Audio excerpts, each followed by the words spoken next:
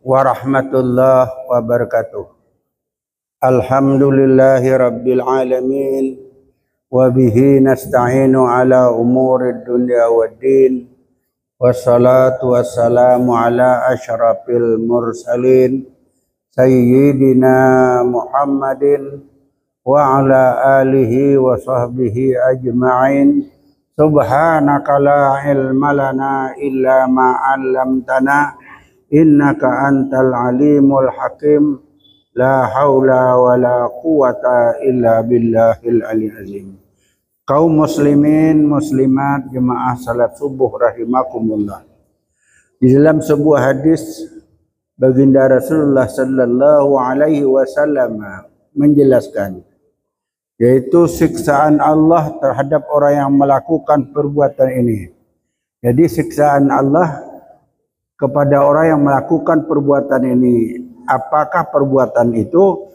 Qala Rasulullah sallallahu alaihi wasallam, sayati ala ummati yuhibbunal hamsan wa yansaunal hamsan.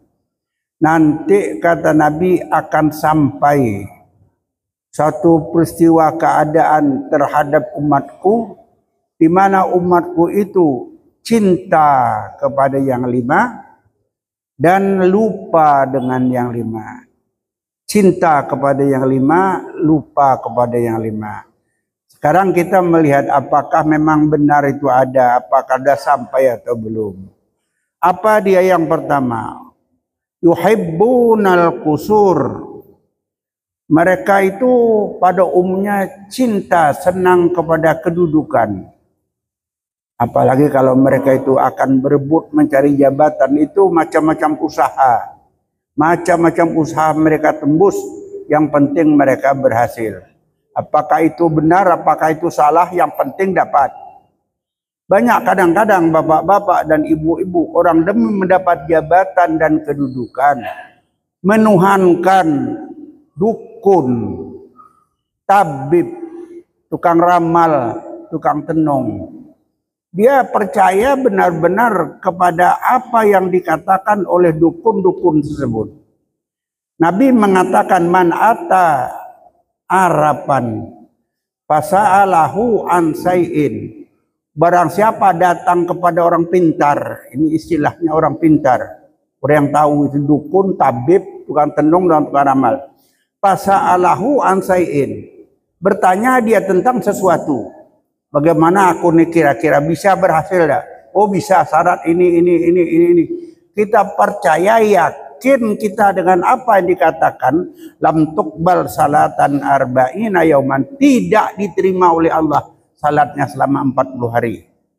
Jadi ini salah satu kebanyakan orang-orang kadang-kadang bapak-bapak, walaupun kita berikrar 5 kali sehari semalam, 5 waktu 5 kali kita berikrar di hadapan Allah, iyyaka na'budu wa iyyaka nasta'in. Engkau ya Allah yang kami sembah, dan kepada Engkau pula lah kami mohon pertolongan.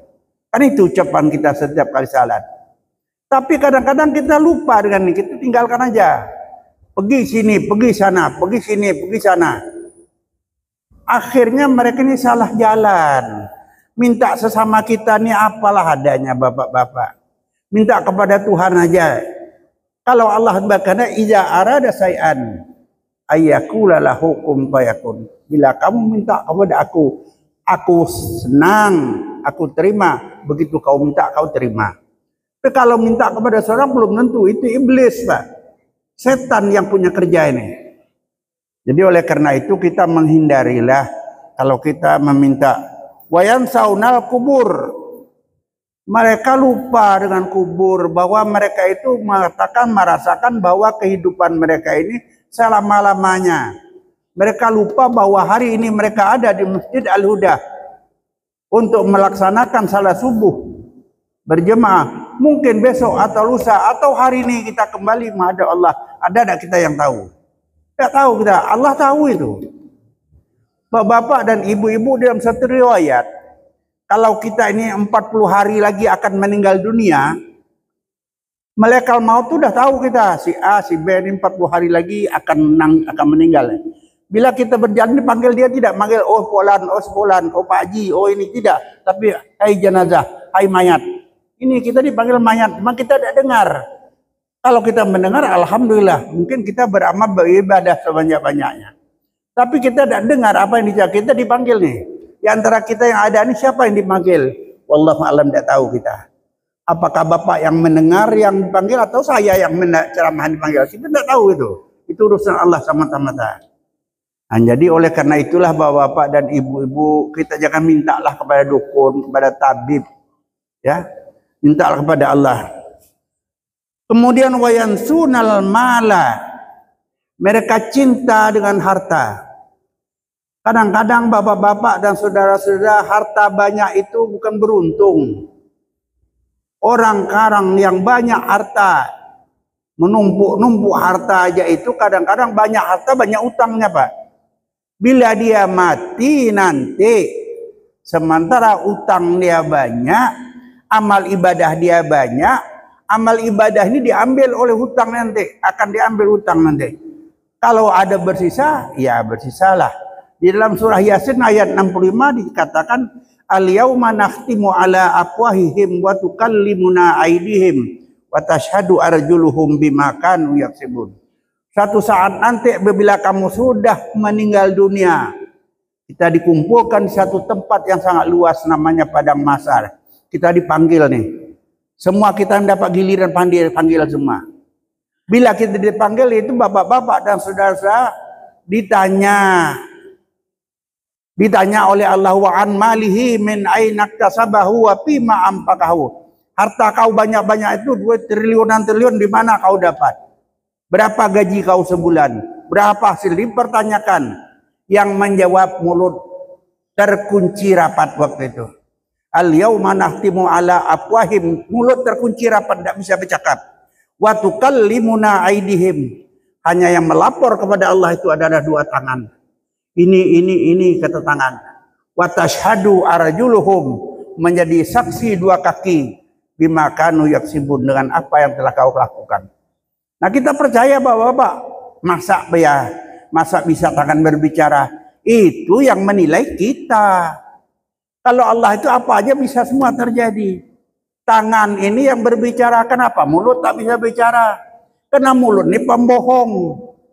Mulut semua ini pembohong Bapak-bapak dan saudara-saudara. Yang tidak benar dikatakan dia benar. Yang salah dikatakan dia benar. Ini pembohong namanya. Oleh karena itu, karena kau pembohong, mulut mengakal-ngakali orang dan sebagainya, maka kau tidak boleh berbicara. Yang bicara adalah tangan. Yang bicara tangan dan menjadi saksi 2 kaki dengan apa yang telah kita kerja. Sudah jelas Bapak-bapak. Jelas bagi kita semua, Allah menyampaikan. Tapi kita tidak mau mengamalkan. Tidak mau kita mengamalkan. Mulut tidak bisa bicara. Apa kalau di dunia ini kita walaupun salah karena saya ini orang berduit, orang punya jabatan, saya bisa benar. Kalau kita bertengkar Pak, berkelahi. Orang ini orang berduit Pak, orang kaya. Kita orang miskin. Sama menyambung durian dengan mentimun. Tak ada sejarahnya mentimun menang Pak. Percayalah. Kalau Bapak tidak percaya, besok beli durian 1. Beli mentimun, coba digadu. Tak ada sejarahnya mentimun menang Pak. Allah terus dah. Jadi kalau Bapak merasa mentimun, biar serahkan aja lah Allah. Saya Pak pernah juga diakali orang Pak, 150 juta Pak. 150 juta. Ini saya tidak bohong Pak. Karena orang itu baik dengan saya, pergi ke rumah saya, Mak Haji saya itu kurang sehat, diurut, di segalanya. Pokoknya baik. Mengaku saya sebagai orang tua dan sebagainya. Dia merunding. Saya kebetulan mau beli mobil Pak. Nah, katanya saya ada jual Pak. Saya Bapak ini orang tua saya nih. Saya pun bahasa banggalah mereka. Demi Allah Pak. Demi Tuhan. Demi Rasul. Saya tidak bohong Pak.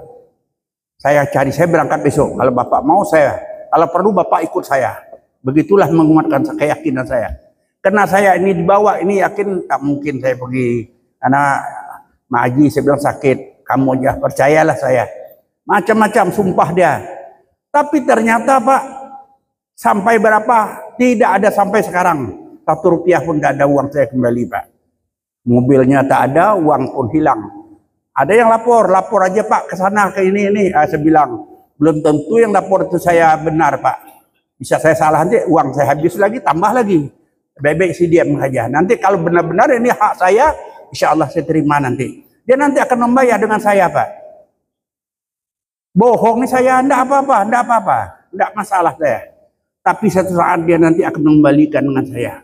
Makanya bapak-bapak kalau orang itu akan berangkat menunaikan ibadah haji, umrah, itu sebaiknya saya beritahu betul Pak, di dalam saya menyampaikan itu manasik haji atau umrah, tolong Pak, di mana-mana warung dekat-dekat rumah Bapak tanyakan dulu, ada utang saya, ada utang.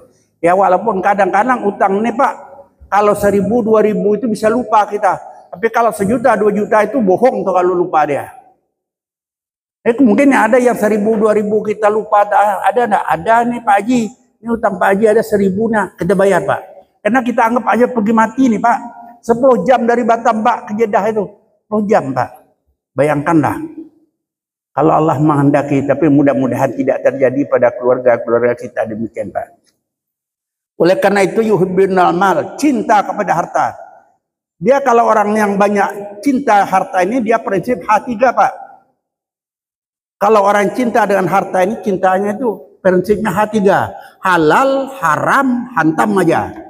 Nah, itu H3 Pak. Halal, haram, hantam aja. Jadi pokok yang penting saya dapat. Benar tidak benar yang penting saya dapat. Diambil. Tapi dia lupa satu saat nanti akan berhitung dengan Allah. Oh di sanalah hakim yang tidak bisa dibohongi Pak. Aneh. Wayang saunal hisab, lupa kita dengan hitungan, dihitung nanti Bapak perbuatan kita ini Pak. Wa an malihi min ainak tasabahu wa bima ampakahu. Harta itu di mana kau dapat? Dapat kita mungkin dari cara yang benar ini, dari hasil ini yang ini, tapi kita keluarkan kepada jalan yang tidak betul. Kadang-kadang ada yang dapat Pak dari hasil yang tidak betul. Saya mau akan diangkat di Nilu, saya mengeluarkan uang nih sekian miliar Pak, sejuta. Itulah hasil itu tidak baik Pak. Jadi bagaimana kalau saya sedekahkan nih hasil dari hasil nih? Apa kata hadis? Man ampakal haram pita atillah kana kaman tahar sauba bil bauli. Barang siapa bersedekah berimpak dengan hasil yang tidak benar, hasil yang tidak betul nih, hasil curian, ini rampokan, sogok menyogok, sama seperti mencuci kain dengan air kencing. Seminggu Bapak mencuci kain nih dengan air kencing, tidak akan bersih Pak. Inilah bukti kira-kira. Jadi oleh karena itu biar sedikit Pak, tetapi yang bersih, rizkan halalan thayyiban. Biarlah kita makan itu artinya dari lauk-lauk yang murah-murah aja, tak safar, tak jadi masalah. Yang penting rizkan halalan thayyiban. Rezeki yang kita makan halal lagi baik. Itu aja kita mohonkan kepada Allah. Dan kita berdoa kepada Allah, Allahumma inna nas'aluka al-huda ilman nafi'a wa amalan mutaqabbala wa rizqan halalan thayyibah. Yang kita mohon kepada Allah itu rezeki yang halal yang baik. Bukan banyak Pak yang kita mohon. Yang kita harapkan adalah halal banyak. Halal yang baik aja. Kalau harta itu kita makan sebanyak apapun kita makan Pak, busuk dia. Kalau kita makan itu jadi busuk, pakai yang seindah apapun yang kita pakai Pak, dia akan hancur nanti. Tapi kalau amal ibadah yang kita amalkan, insya Allah dia akan membantu kita di saat tidak ada bantuan dari siapapun. Yang ketiga, wa yuhibbuna dunya wa yansawna al-akhirah. Mereka cinta dengan dunia, hubbud dunia, cinta dunia. Orang sembayang Pak, kuriak-kuriak nih, sembayang nih di masjid nih. Muadzin mengumandangkan azan, tapi dia dengar, tapi dia tak mau pergi ke masjid. Silakanlah, terserah kaulah. Ya, silakan. Nah, cinta dengan dunia, dia akan menumpuk harta-harta dia, lupa Pak. Harta yang sebanyak itu dia kumpulkan, rumah sekian biji punya, ruko sekian biji, mobil sekian, bini sekian banyaknya. Pokoknya dia punya kelebihan semua. Tapi ingat, bila dia nanti dipanggil oleh Allah, inna lillahi wa inna ilaihi raji'un, dibawa ke Tanjung Harapan di sana, Di saat dia itu nanti akan dimasukkan ke liang lahat, Pak. Tolong Bapak lihat. Bapak lihat orang kaya, orang sogeh ini, Pak. Apa yang dibawanya? Tak ada, Pak. Cuma kain putih juga kabung cuma bawanya. Mana duitnya, mana mobilnya, mana itu ini. Semua tinggal untuk ahli waris. Ini bawa itu apa? Amal ibadahnya, Pak. Innallaha la yanzuru ila suwarikum wala ajsamikum wala amwalikum. Allah tidak menilai kepada rupamu, bentuk badanmu dan harta kekayaanmu, tidak dinilai oleh Allah. Walakinnallaha yanzuru ila qulubikum wa amalikum. Yang dinilai oleh Allah itu adalah hatimu dan amal ibadahmu. Saja. Amal ibadahmu. Bapak dan saudara-saudara, kita mendengar riwayat itu pada satu saat malaikat bertanya kepada Allah, ya Allah, siapa orang yang paling sabar di dunia ini, ya Allah? Di masa itu, bukan sekarang, Pak, ya, pada masa itu. Kata Allah, yang paling sabar Ayub alaihi salam. Itu seorang nabi. Rupanya perkataan ini didengar oleh iblis. Iblis dengar, wah, kata iblis, Ayub ini rupanya yang paling sabar. Lalu dia datang menghadap kepada Allah, ya Allah, berikan kesempatan aku menguji bagaimana Ayub ini betul-betul dia beriman atau tidak. Betul dia sabar ini. Kata Allah, silakanlah. Mula-mula, Pak, Ayub ini punya rumah yang bagus. Istrinya 3, Pak. Anaknya banyak. Makan bersama-sama dengan anak-anak. Runtuh rumahnya, habis. Anaknya meninggal, satu pun tidak ada lagi yang hidup. Mati semua, Pak. Cuma istri ketiga selamat. Diselamatkan Allah. Anaknya habis. Begitu selesai acara, datanglah iblis. Oh Ayub, kau bilang Allah itu sayang dengan kau, kasih dengan kau. Orang tak ada yang rumah yang bagus, rumah kau bagus, rumah kau runtuh, rumah orang satu pun tak ada yang runtuh. Itu kau bilang, kata Ayub, itu urusan Allah, bukan urusan aku. Yang kau tanya aku, itu Allah punya urusan. Terserah dialah. Kemudian tidak tampan lagi bapak-bapak dan saudara-saudara. Iblis datang lagi, ya Allah, berikan aku, minta padamu. Silakan, kata Allah, apa kau minta? Diminta lagi, Pak. Pertama ditiup karena badan ditiup oleh iblis, timbul gatal-gatal, Pak. Gatal-gatal badannya. Gatal ini, Pak, semua menanah dan sebagainya. Mulailah bapak-bapak dan saudara-saudara penyakit mulai, Pak. Mulai datang sakit. Sehingga akhir cerita kisahnya, Pak, tulang-tulang ini kelihatan sudah Ayub nih, Pak. Bukan diazab Allah ini, kena ujian Ayub ini. Iblis minta, betul atau tidak? Silakan. Saya tulang-tulang, Pak. Di badan-badan berulat, Pak. Badan Ayub ini. Ayub itu bila ada ulat gugur diambil, masukkan balik. Gugur ulat itu diambil, masukkan balik. Cuma Ayub berdoa, ya Allah, ya Tuhanku, apapun azab yang kau berikan kepada aku terima dengan ikhlas. Cuma 2 permintaan aku, ya Allah. Pertama, hatiku jangan dimakan oleh ulat. Yang kedua, lidahku jangan dimakan oleh ulat. Selain itu hantamlah. Kenapa? Kalau lidah aku sudah hancur dari ulat, aku sudah dapat air zikir kepada kau, ya Allah. Kalau hatiku sudah hancur oleh ulat, aku tidak bisa lagi berdoa, beribadah pada kau, ya Allah. Lupa aku dengan kau. 2 itu jadilah, yang lain itu terserahlah. Begitulah bapak-bapak dan saudara-saudara. Kisahnya panjang, Pak, ya. Begitulah bapak-bapak dan saudara-saudara. Ayub itu memberikan contoh, walaupun bukan nabi kita, tapi dia itu adalah nabi Allah, Pak. Perlu kita ikuti yang baik, itu kita ikuti, Pak. Sabar kita, kalau dapat musibah apa kita sabar, Pak. Semua itu ada takdir daripada Allah Subhanahu wa taala. Yang kemudian bapak-bapak dan saudara-saudara, cinta dunia. Dunia itu sebentar aja, Pak. Dunia itu bukan lama, Pak. Kalau kita ini sudah umur tua itu berapa, Pak? Yang orang tua itu baru umur tua itu 40 tahun, Pak. Man ata arba'ina sanatan lam yughlib khairuhu syarruhu falyatajahaz ilan nar. Barang siapa yang sudah berumur 40 tahun. Pak Haji Dwi sudah sampai 40. Alhamdulillah, ya. Kalau saya udah 80-an, Pak. Ya, 80-an, mungkin lebih, ya. Falyatajahaz ilan nar. Kalau sudah 40 tahun, Pak, masih kelakon kayak anak-anak, Pak. Sembahyang tidak, falyatajahaz ilan nar, dilemparkan ke dalam neraka nanti. bukan disorong. Kalau disorong itu pelan-pelan Pak, dilemparkan kasar artinya. Itu batas umur Pak. Umur 40 tahun, batas umur muda terakhir awal masa tua. Maka Nabi Muhammad sallallahu alaihi wasallam diangkat oleh Allah menjadi rasul pada usia 40 tahun. Nah ini Pak, jadi kita jangan cinta dunia, tapi ingatlah dengan akhirat Pak. Akhirat itu abadan selama-lamanya. Kalau akhirat itu kita tidak perlu Pak bekerja, tidak perlu apa lagi, tinggal doa aja, minta aja. Doa aja. Di dalam surah Al-Baqarah itu jelaskan Pak. Wa basyiril ladzina amanu wa amilus shalihat, dan seterusnya Pak, Bapak dan saudara-saudara. Di sana dijelaskan bagaimana orang-orang yang masuk ke dalam akhirat itu diberikan satu istana Pak. Di dalam surga nanti Bapak dapat istana. Istana itu di bawahnya mengalir, yaitu 3 buah sungai. Dari madu, dari arak, dari susu. 3. Kita makan ketiga-tiga tidak masalah Pak. Kita makan Pak.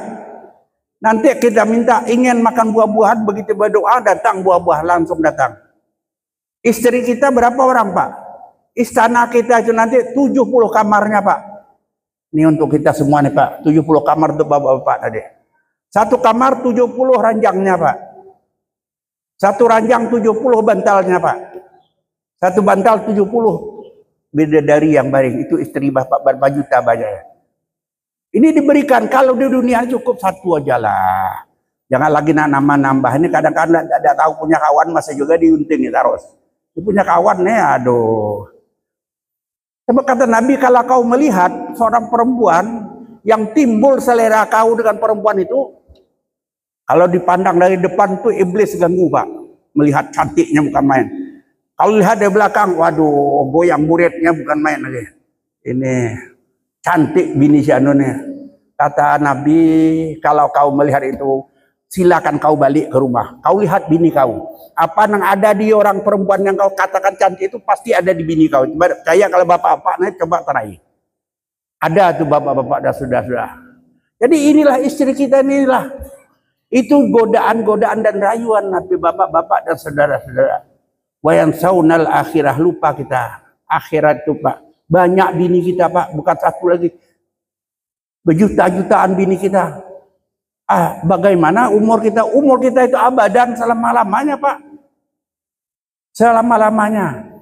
Jadi kata ibu-ibu, aku kayak apa Pak Haji? Nah, kalau ibu itu tergantung di dunia nih. Kalau dia taat dan patuh kepada suaminya, dia pegang buku nama-nama tuh. Nama-nama tuh, dia sebagai koordinator nih. Kalau ada yang tanya, Bu, malam ini gilirannya apa? Bu, aku, kata bininya. Malam besok, aku taruh saya.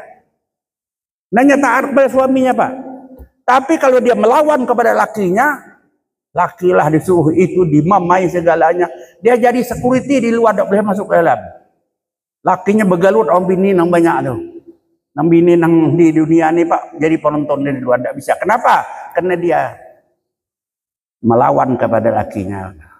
Nah ini perlu kita perhatikan. Yang ketiga, yang keempat, wa yuhibbunal hayat wa yansal maut. Mereka cinta dengan hidup. Hidup ini seakan tidak mati lagi Pak. Dia merasa tidak mati lagi. Wa yansaunal maut, lupa dia dengan mati. Kadang-kadang ada yang sedang sembahyang, alhamdulillah. Sedang sembahyang dia jadi imam. Dia jadi khatib, meninggal dunia Pak. Ini mungkin lepas mereka daripada siksa kubur dan sebagainya. Ada kadang-kadang sedang merampok.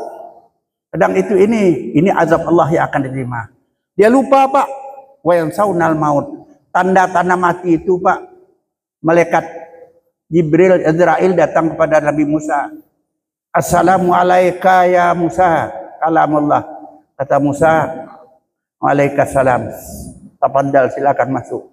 Dilihat yang masuk ini Pak, dilihat yang masuk ini berjanggut-janggut gini, dada berbulu, sehingga Musa ini merasa takut. Kata malaikat Azrail, aku datang ini bukan nak mencabut nyawa kau, aku nak bertemu aja, cuma silakanlah. Aku tidak apa-apa dan kau baik-baik aja. Tidak, aku tidak mencabut hari ini, perayaan hari ini, tanggal merah hari ini. Tidak ada mencabut nyawa hari ini ya. Berbual-bual lama-lama akhirnya dia balik. Malaikat Azrail, malaikat maut Pak. Begitu balik bersalam dengan Nabi Ya, Nabi Musa, kata Musa, wahai Azrail, aku pesan dengan kau. Pesan aku ini sampaikan kepada Tuhan kau, jangan kau tidak sampaikan. Apa pesan kau? Kalau kau nak cabut nyawa aku, kau perintahkan adalah silakan, siap, pagi, petang, malam, sore, bila masa. Aku siap, tidak ada apa. Tapi dengan syarat kau harus beritahu dulu aku. Jangan datang cabut. Ya aku tak mau. Pada satu saat sudah pulang dia, datang lagi. Bersalaman ditanya, apa kabar? Aku dapat perintah dari Allah bahwa aku diperintahkan mencabut nyawamu. Kata Musa, aku tidak mau. Tidak mau aku. Kenapa tidak mau aja mereka jahil?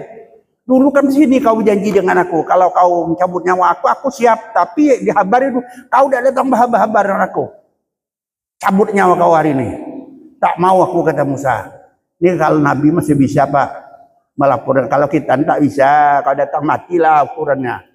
Jadi tak ada memberitahuan Bapak-bapak. Cuman tanda-tanda kematian itu ada. Nah, jadi inilah Bapak-bapak dan saudara-saudara. Jadi kita akan mati itu Allah yang tahu. Dan yang terakhir, wa yuhibbuna dunya wa yansana taubat. Mereka Bapak cinta dengan dunia. Rumah kalau perlu di Temilahan paling hebat rumah saya. Ini bangga dengan kekayaan, harta kekayaan. Sebenarnya bapak-bapak dan ibu-ibu yang saya muliakan, yang ada disyukur aja apa yang ada. Nabi Muhammad itu bapak-bapak, ibu-ibu, dunia ini kuncinya dia pegang. Kalau gudang bapak pegang kunci, apa yang ada di dalam gudang bapak bisa ambil. Begitu Nabi Muhammad, dunia ini dia pegang gudang, apa dia mau bisa. Gunung-gunung, kerikil-kerikil jadi emas, ambillah oleh kau. Tapi Muhammad tidak mau. Cukup saya Allah kenyang sehari, lapar sehari. Bila saya kenyang saya bersyukur, bila saya lapar saya bersabar. Begitulah kira-kira ukuran dunia Pak. Kalau kita ini tak mungkin.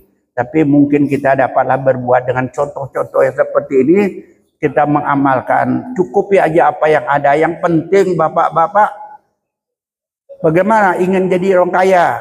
Kata Nabi, laisal ghina an kasaratil mal. Walakinnal ghina ghinan nafsi.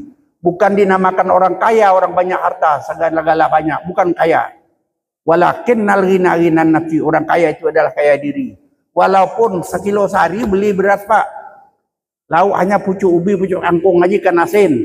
Tapi pulang dari kerja, istri syukur, alhamdulillah Bang Ai dapat ini. Mudah-mudahan besok kita Allah ada beri rezeki dan sebagainya. Suami merasa senang, itulah orang kaya Pak. Sampai waktu ayo kita sama-sama ke masjid. Mari kita salat bersama-sama. Itulah orang kaya Pak. Kalau orang yang sungguh hidup di dunia belum tentu senang. Karena berkelahi terus hari-hari. Nah, oleh karena itulah bapak-bapak dan saudara-saudara. Terutama bagi yang penceramah. Tentu menyampaikan ini saya lebih dulu ngamalkan Pak. Jangan saya itu mengamalkan, menyuruh orang, saya tidak. Saya lebih dulu mengamalkan. Mudah-mudahan bapak-bapak dan saudara-saudara kita mensyukuri apa yang diberikan oleh Allah walaupun sedikit. Alhamdulillah. Demikian terima kasih. Assalamualaikum warahmatullahi wabarakatuh. Bismillahirrahmanirrahim. Alhamdulillahirabbil alamin. Wassalatu wassalamu ala asyrafil mursalin. Sayyidina Muhammad wa ala alihi wa sahbihi ajma'in. Allahumma antas salam wa minkas salam wa ilaika ya'udu salam. Fahayyina rabbana bisalam wa adkhilnal jannata ma'al abror. Ya aziz ya ghafar ya rabbal alamin. Wa sallallahu ala sayyidina Muhammad wa ala alihi wa sahbihi wa sallam. Walhamdulillahi rabbil alamin. Taqabbalallahu minkum.